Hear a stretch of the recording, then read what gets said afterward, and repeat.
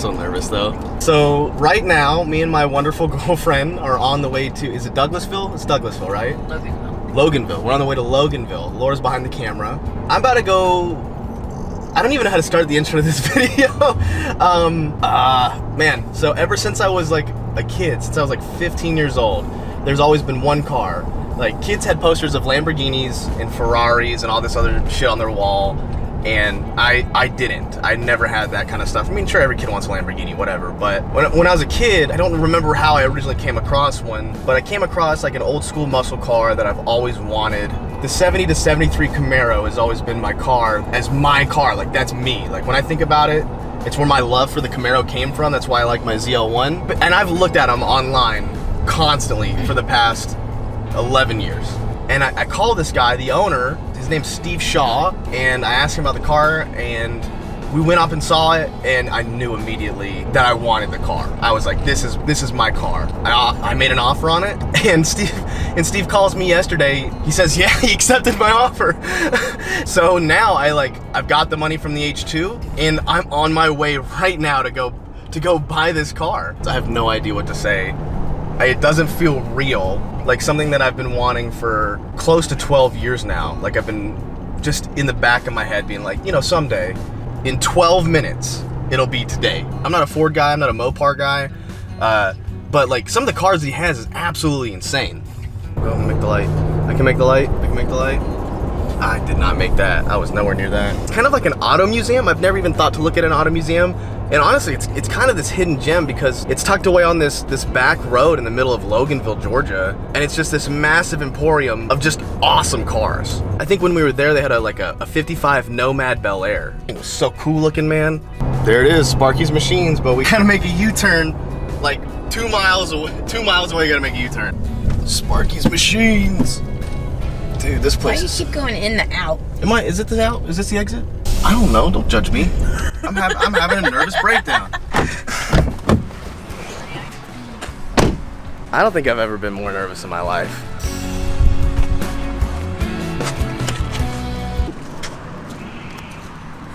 What's going on? Man, how's it going? Pretty good, how about y'all? Very. I don't even know where to start. LS swap truck. Oh, is this an old C5? God, this thing is gorgeous. So Sparky's is an auto museum here in Loganville, Georgia.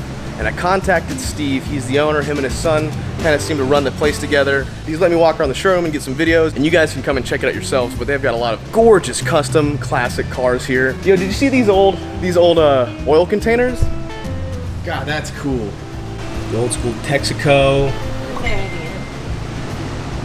They do. They're full? They're full. Yo, I bet those are worth it. The old Castrol. The old gas pumps, like, so bad do I want one of these for my office, even though I have no room. Like the old Texaco pumps. I think I just heard mine start up. Oh, he did. Man.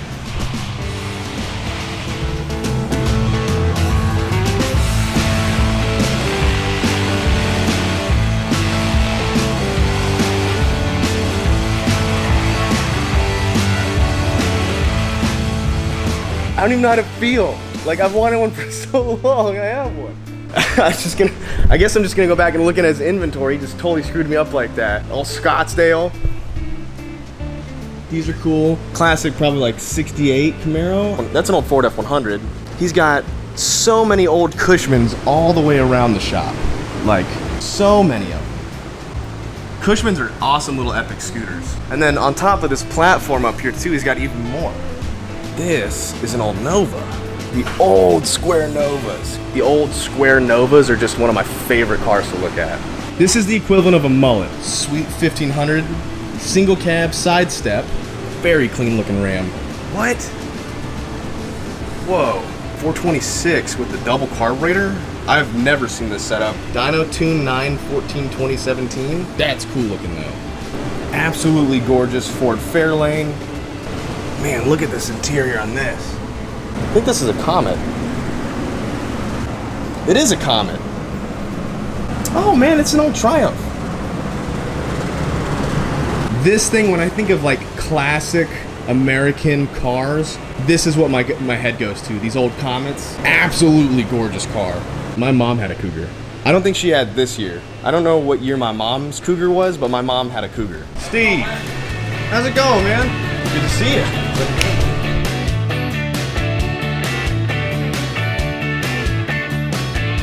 He also has this. I don't remember what year this one is. This one is immaculate. This one's gorgeous. It's too pretty for what I want to do. Probably like an authentic Z28.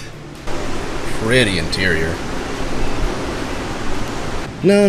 This is an old Cornet. That's right. Okay. Now Steve's a little busy today. Obviously, when you run a business, you get busy. So he says he's a little busy today. He wants me to come back in like a week or so. I get to come out here and pick out a couple of cars that he wants me to talk about. So here's what I'm gonna do. I'm actually gonna let you guys pick the cars that we talk about in the next video. Like he wants me to like walk around a couple of cars, maybe test drive them, talk about them, and you guys get to pick anything in this showroom for the most part. I think except for this old, I don't think I'm allowed to touch, look at, or even go near this thing. Other than that, we can talk about pretty much anything in the showroom if it's still available in the next week. I'm gonna let you guys leave the comments, see what you want me to talk about. I like that Thunderbird. I'd love to talk about that thing in a video. I think he said this one's Mr. Sparky's. He did have it listed though. This one was listed for like 70 something. Like this bad boy right here, I would love to talk about this Bel Air Nomad. God, this thing's pretty. Laura, we should get this instead and go on a road trip. I'm down. What, you see it? Is it out there? It's right there. I think that covers just about everything in the showroom. Comment below what you think that we ought to talk about. We can do like 3 or 4 cars. What do you guys think? Pull them out and talk about them, and I really want to show them off, man. I'll take you guys for a quick walk around on my Camaro. Man, I can't tell you how much I've wanted this car. Oh my God. Holy shit, dude.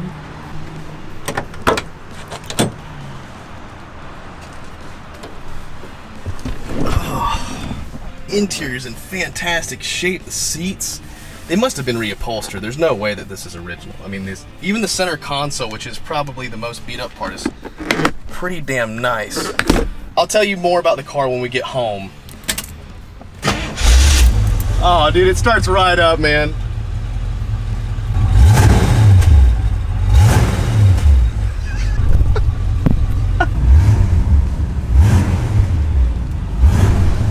It's got 51,000 original miles. You guys know me for talking, but I can't talk. I don't know what to do. I don't know what to say. Oh man, dude.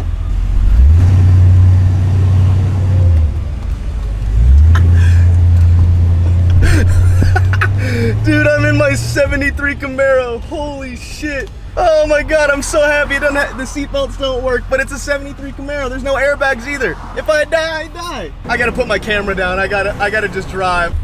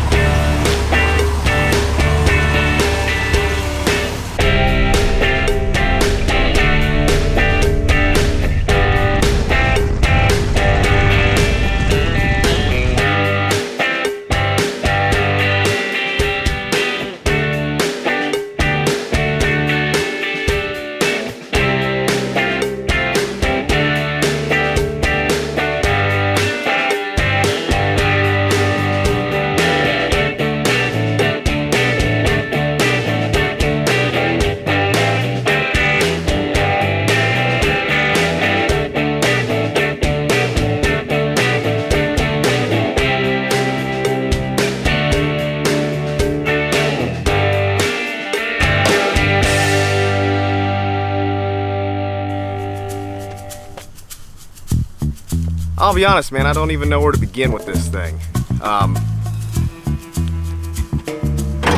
Maybe that'll help. So in yesterday's video, I sold my H2 to buy this thing. This is my 1973 Chevrolet Camaro with matching numbers. Ever since I was a kid, man, 14 years old, 15 years old, I've wanted a 70 to 73 Camaro. After I sold my H2, I talked to a gentleman by the name of Steve Shaw. He is the owner of the auto museum Sparky's Machines. They're located out in Loganville, Georgia. This is the one thing that stayed consistent with me throughout the years. My opinion has changed on so many cars over the years, but not this one. Not since I was a kid of 14 years of age has my vision of what my favorite car in the world has been, which is a 70 to 73 Camaro. Specifically with the split bumper. You know, kids had Lamborghini posters and Ferrari posters when they were kids, and this was my Lamborghini, this was my Ferrari. When I was a kid, this was the car that I've always wanted. You guys have to forgive me, I'm sweating. It's like 98 degrees out here. I'm standing in an empty parking lot. During the process of buying this car and visiting his shop, I was so woefully giddy and excited. I've never been that way before in my life. It doesn't matter how excited or scared or whatever, I've always still been able to talk, right? That's the one thing I've been good at, is talking. I've done it my whole life. But being at that shop and knowing I was about to buy the car that I've always wanted, I just couldn't make sentences, man. If my words don't make any sense in today's video, I apologize. It's because I was so excited. And even now, 2 days later after I've purchased this thing, I've had 48 hours with this vehicle, 300 or 400 miles so far, and I'm still giddy just sitting here just talking about it. Like, anyway, so I don't know if you guys got a good idea of just how oddly important some old Chevrolet Camaro is to me. It's just always been the car that I've wanted since day one. I never really had a particular color in mind in my head of what I wanted, but once I saw the gorgeous white, I knew it had to be parked next to my ZL1 1LE, which is also white from the factory. I know you guys have had a lot of questions on Instagram and stuff, and I'll answer that for you the best I can. First off, let's talk about what I paid for it. So yeah, I paid $29,000 cash, and it felt good to do, even after everything was said and done. Now, what about it? What engine does it have? What transmission? Model options? You guys want to know all that good stuff. So right off the rip, it's got a Chevrolet 350 V8 in it. Here's the kicker about that part though. It is numbers matching, meaning that is the original engine that came in this car in 1973 when it was produced. That is not something I cared about, nor was it something that I looked for. However, having that engine in that car is just kind of like an extra cool thing. The car has got 51,000 original miles on it, relatively low for a car that's this old. All in all, for the condition that it's in, I think it's a pretty rare find. This thing is absolutely spotless. Also has a turbo 350 transmission in it, which means it is a 3-speed automatic. A lot of you guys are gonna be like, Dan, why did you get an automatic? I couldn't care less about a manual transmission in this car. This is the car that I want to be able to hop in, cruise around town. Laura and I took this out to go get milkshakes the other night. It was the best thing I'd ever experienced in my entire life, because this is probably the only thing in my life that has ever come to fruition from my head and worked out exactly how I wanted to work out. It was just an experience like no other. Definitely had a, I don't deserve this kind of feel. So yeah, it's got small block V8 350. Pretty standard in these cars with the 3-speed automatic. So if you're asking, hey Dan, is it fast? No, not even a little bit. Right now, it is the furthest thing from fast. It runs strong, it starts up perfectly every time. No issues with the car at all. I drove it 2 hours home through Atlanta, basically bumper to bumper traffic. 110 degrees outside, sun beating down, hot asphalt, I mean, you name it. Probably the worst conditions that you can drive a classic car in, and it did it without a hiccup. So as far as reliability is concerned, I'm blown away. Another thing that's excellent about this car is that not too long ago, it went through an entire frame-up restoration. Now what that entails, I don't know. There's not a speck of rust, there's no scratches, there's no dings, no dents. Overall, on the outside of the car, it's absolutely flawless. And here's the thing, it doesn't stop there. On the inside, it's just as immaculate. There's not even so much as a rip in the seat. Like there is a little bit of general wear where the shifter column is, and maybe where the dash is, but other than that, there are a few small things that I plan on doing to this car basically right away, stuff that I've already ordered. Things that follow up with exactly how I've always pictured the car. First and foremost being a wooden steering wheel. It has to have a wooden steering wheel for me. That's a non-negotiable. The RS front splitter. A lot of these cars came with this RS front type splitter. It just gives this a really mean look in the front, and that's also very important to me. I've got one of those on the way. And seat belts. Right now, seatbelts don't work. They don't click in place, they don't hold very well. I think a pretty good fender bender could pop the clips out and then might as well not even have them. Of course, the car doesn't have airbags, it's 73. So what does it really matter? But I have ordered some new seatbelts rather than just ordering new clips, because the car needs red seatbelts. My ZL1 has red seatbelts. This has got to have red seatbelts. A lot of these cars came with a big solid bumper that went all the way across. I can only assume that the gentleman before me took off the original front bumper and then just did the split bumper conversion on his own, which is 100% cool with me because that's exactly what I would have done myself. When I think of my car, it's the split bumper. And those are really the only things that I have any sort of desire to change right now. Don't get me wrong, I will be doing more changes to the car. I bought this car with the full intentions of doing a resto mod. If you're not familiar with the resto mod basically means that you restore / modify, hence the name resto mod, into almost like modern-like features in a classic car. This usually includes, but it's not limited to, like engine swaps, transmission swaps, wheels, modern suspension, updating the interior, and it goes on and on and on. You can basically do a lot of stuff to these cars to make them perform and drive like modern cars while still maintaining that classic muscle car look. That's not really my full intentions. I don't want to take this car apart so much that it doesn't resemble the originality of 1973 muscle cars. As of right now, here's my list of things that I plan on doing in the future. Not today, not tomorrow, maybe not even this year. But I'd like to put a modern engine in it. And you guys are gonna kill me for this, but I'd like to do a naturally aspirated cam only LS7. You know, like 550 wheel horsepower. And I can hear some of you guys like screaming at your TV right now or your phone or whatever, going like, why on earth would you do that? You just said it's a numbers matching engine. I bought this car for me. This is the car that I'm going to do exactly how I want to do it, regardless of everyone's opinions. I will 100% be making this car into the vision that I've always wanted it to be, and you cannot change my mind. If I do change my mind, it'll be of my own accord. That being said, I will in fact keep the original engine after I take it out. Probably box it up, set it for storage, and hold on to it until I eventually pass this car down to my kid, if I ever have a kid. You know what I'm saying? So besides the engine swap and inevitable transmission swap, which will stay automatic because that's what I want, I will probably modernize the suspension too to make sure that it handles the extra horsepower, and I'm not gonna one wheelie peely myself into a tree or a pole. And that's really kind of like the major stuff that I want to do. Don't get me wrong, there's a couple other stuff. I have some plans for the interior, just to clean everything up, to update with some modern materials. I definitely want to pad the inside, the doors, the floors, the roof, make it a little bit more quiet and a little bit more comfortable on the inside when I have the windows rolled up. Another thing to note is that this is a no AC car. That means that in 1973, this car was not purchased with air conditioning. In 1973, AC was an option. Installing AC in these cars is actually not that hard. It bolts on the main, runs off the pulley, hooks up to your ventilation system, it blows cold, and it'll be a nice, comfortable on the inside. It does rob a little bit of power, but it's AC.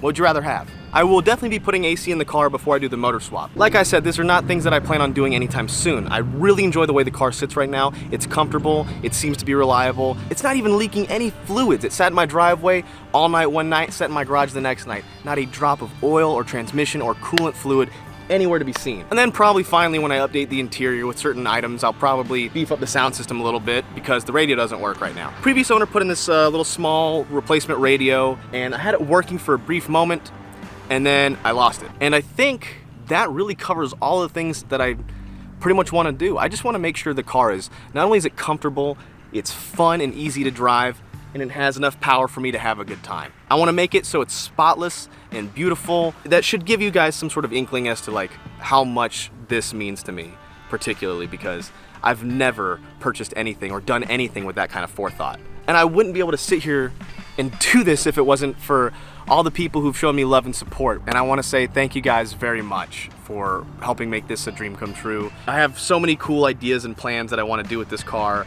in the future. I'm comfortable enjoying it and driving it the way it is right now, and slowly doing small things to it that just make it mine.